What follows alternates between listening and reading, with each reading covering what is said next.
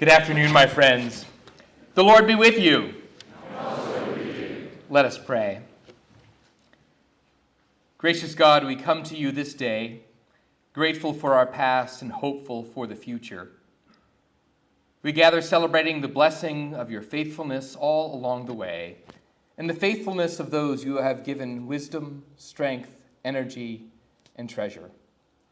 You choose to make ordinary people your vessels in fulfilling your purpose in the world. You call those you have equipped for the labor, and you equip those whom you have called. Pour out your blessing upon both Garth and John and their families, as we recognize the calling each has and the contribution each makes, in both similar and varied ways. May their energies and our energies unite in the service of the school we love, and to the end that peace, knowledge, and goodwill may abound upon the earth. Through Christ our Lord. Amen.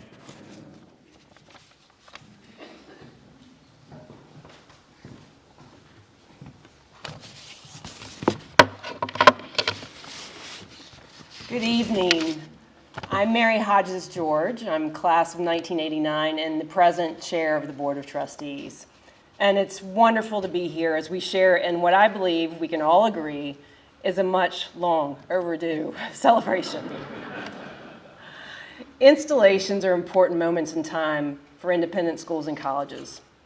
They're days of reflection and appreciation for all that a school like Virginia Episcopal School has done in nurturing the minds, bodies, hearts, and souls of students during our 107-year history.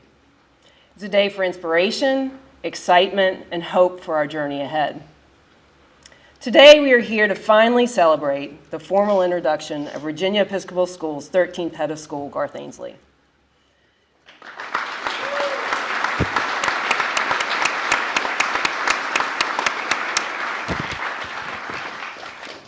He joins us with degrees from the University of North Carolina, where he was a Moorhead Scholar, and received his Juris Doctorate from the University of Colorado, Boulder. Garth enters this role with deep VES roots and a love for a school that extends back to his childhood, running around the old 160. And if you've seen the pictures, he cleaned up pretty well in the bathtub, which may still be in the head of schoolhouse. He is the son of the 8th head of Virginia Episcopal School, Lee Sanford Sandy Ainslie Jr., and Sharon Ainslie, who served as a VES trustee from 2004 to 2010. Garth's brother, Lee Ainslie, is a member of the VES class of 1982. Garth attended VES from 1977 to 1981 and served on the Virginia Episcopal School Board of Trustees from 2010 to 2012, which led him to becoming the Associate Head of School for Advancement from 2012 to 2017. He was involved with the successful $36 million Vision 2016 capital campaign and VES's centennial celebration. During this time, he also served as an advisor to students and a trusted leader to faculty and staff. Garth left VES in 2017 for a new adventure to California, only to be called back to a place that's always been very dear to him. We are so grateful that Garth and Ann made the intentional decision to return to our beloved community and once again make their home with their sons, Quinn and Hayne. Although almost 3 years ago, Garth accepted his position as head of VES, I believe it's important to note the reasons that the head of school search and the Board of Trustees knew that he was the right fit for our school. The VES community wanted a communicator, a fundraiser, an administrator who understood our cherished traditions and values, and a visionary who could continue to move VES forward, thus giving our students an exemplary education and an even more secure launching pad for their journeys ahead. Most of all, we wanted a leader who understood and connected with the VES community and valued and appreciated what VES means to so many. In Garth, we got all that and so much more. Of course, when VES appointed Garth as head of school, the board could not have known the extreme circumstances of dealing with a global pandemic in his inaugural year. To say that Garth has led with resiliency, optimism, and long hours is an understatement. We are deeply appreciative of your leadership in partnering with our faculty, leadership, Board of Trustees in these unique times. Schools like VES are a gift and must be treasured. Garth, the trustees of Virginia Episcopal School have affirmed their trust and confidence in you by selecting you as the 13th head of school. We entrust you with our hearts and minds that you may lead this community on an upward trajectory to new heights in the education and empowerment of our students. As head of school, you are called upon to act as a steward of all we hold dear at Virginia Episcopal School, and to respect, uphold, and defend the mission of this school. On behalf of the VES Board of Trustees, I'm honored to finally, formally recognize Garth Quinn Ainslie as our 13th head of Virginia Episcopal School.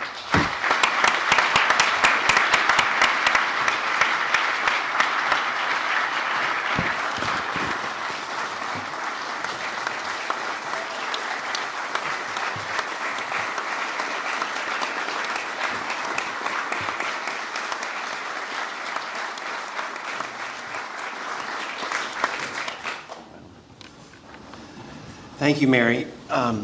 It's just unbelievably humbling to see so many friends, old teachers, colleagues who have turned out for this. And it means so much that you're here to support me and to support VES. And I especially want to thank my immediate family. I had my son Quinn and his girlfriend fly across the country to get here. My son Hayne flew in from New York. Brother Lee flew in from God knows where. And Sister Elizabeth is here. My dad is here. Unfortunately, and I know it's killing her, my mom, due to an injury, can't be here right now. And it's kind of a bummer for me because she is that model of unconditional love for her children. And no matter what I say or where I say it, she always tells me with the most sincerity, it was brilliant. So someone in the family is going to have to pick up that mantle of being the designated liar tonight. But it's also humbling. It's funny being here on this side of the microphone. I'm so used to growing up and seeing my dad here addressing students or a crowd, and I've seen my brother address roomfuls of investors. And so it's kind of funny to be here now, and I think it's a lot easier to think of great things to say when you're sitting on that side and when you're actually up here. But it's also so humbling to share the stage with some of the folks up here, with John Ellison and Paul Fulton and Eddie Smith, and to know that we've got a connection and a bond and people that I can call mentors and friends because of our shared love for this school and this place. And shows you what an incredibly special place VES is. And so in thinking about sharing a little bit of my story and actually how I got to be here today, like a lot of stories that start out in Lynchburg, Virginia, this is all Stuart Roddy's fault. So in 2010, Pooter asked me if I would join the Board of Trustees, and that was when Tommy Battle was coming in for his first year of headship. And I was just so inspired by Tommy's energy and his enthusiasm. And you had people like Parker Lee, who was a board chair, was so dedicated and working so hard. And that sense of, and as a lot of you know, in 2010, the school was under-enrolled and was underfunded. But that sense of we're going to get this school turned around and we can fix this. And being part of that, it really reawakened in me how much this institution meant to me and meant to my family, and how much it helped me develop and become the person I am today. And so that was so exciting, and that of course led me, as Mary alluded to, heading into the admissions office and then heading up advancement. And then when Tommy announced his retirement, and I was trying to figure out if this is something I wanted to do with my life. And by the way, my 20-year-old self would have lost a ton of money because I would have bet anything. There was no way I would ever end up working at VES. But my wife, Ann, who's always been my stalwart companion in everything we've done, she looked at me finally as we were trying to debate this, and she said, look, it's your decision. I'll support you. Whatever you want to do, I'm behind you.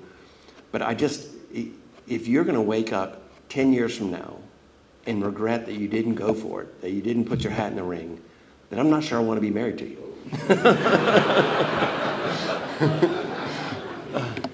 And we're still married. So that worked out pretty well.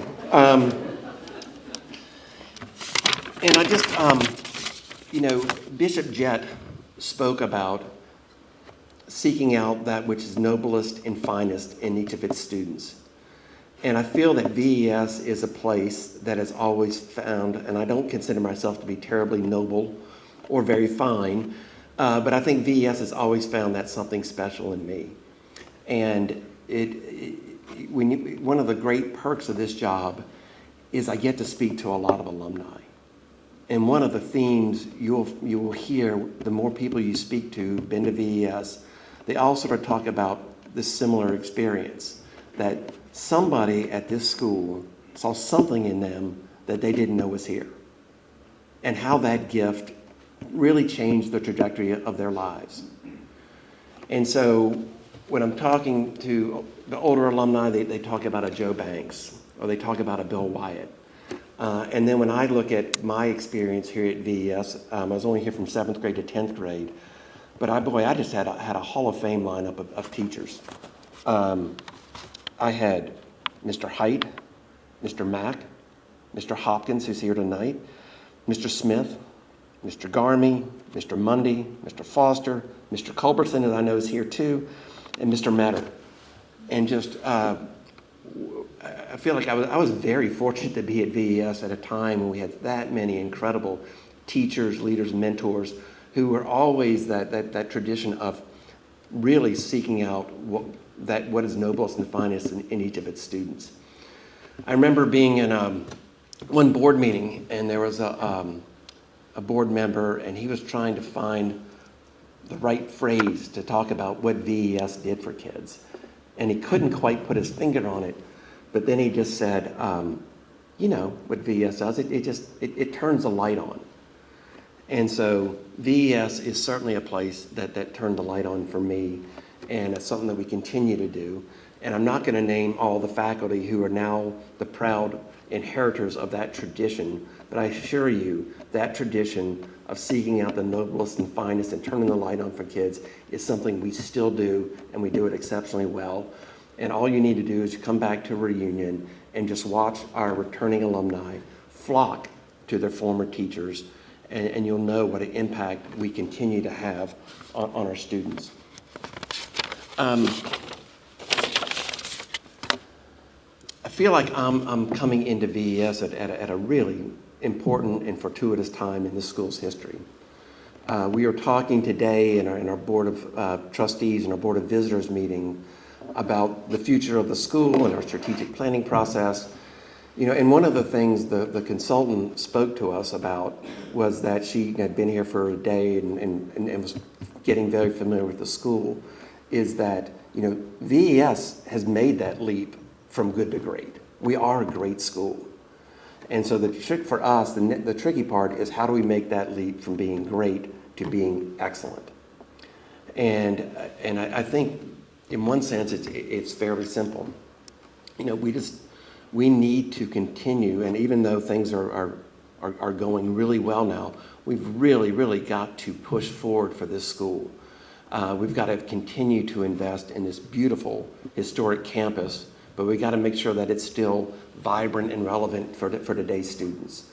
The other piece, we've got to continue to invest in our faculty and staff. They're so critical to the success of our students. They're the reason our kids come back for reunions. They're the reason that people want to continue to support the school and make investments in this school. And the other piece is, we've got to continue to invest, and we talked about this today, and continue to grow our endowment. The less tuition dependent we can become, the more successful we're going to be as an institution. And it was kind of funny when I told a lot of my friends and colleagues I was coming to VES to be the head of school. Of course, I got a lot of ribbing about joining the family business. And I don't think that anyone really thinks, obviously doesn't think of the school as a family business, but I think that phrase does have some significance for me. One, I think we are a business. Our job is to educate these kids, but nobody has to send their kids here. We have to convince every family that they're getting a great return on that investment by sharing their beautiful, talented students with us. Same way on the giving side. Nobody has to give us any money, but it's so incredibly gratifying, and I hope that everybody who especially saw the presentations today knows that when you are making an investment at VES, that is an investment which you are going to get a return on. That investment is going to endure. We're going to be good stewards of that gift, and we're going to make sure we put that to good use. But it's going to be a continuing challenge to VES to, again, make that leap to be that truly excellent school I know we can be.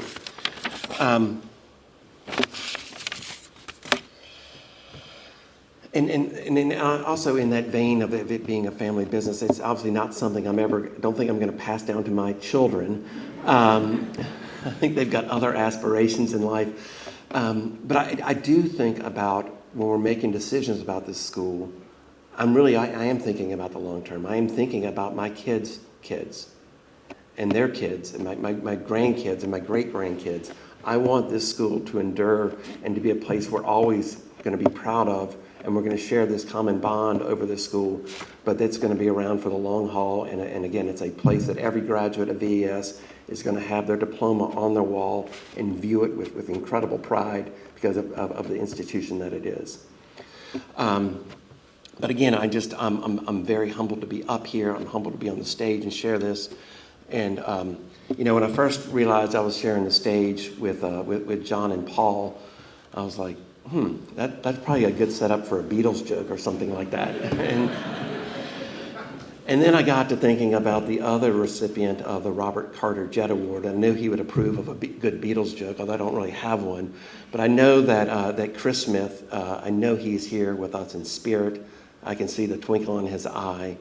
And it's just an honor, again, and a blessing for me and for my family to be a part of this school and to be so warmly received and feel so much support from the Board of Trustees, from our alumni, from our parents. And I couldn't be happier than to be here right now at this moment in the school's history. So thank you.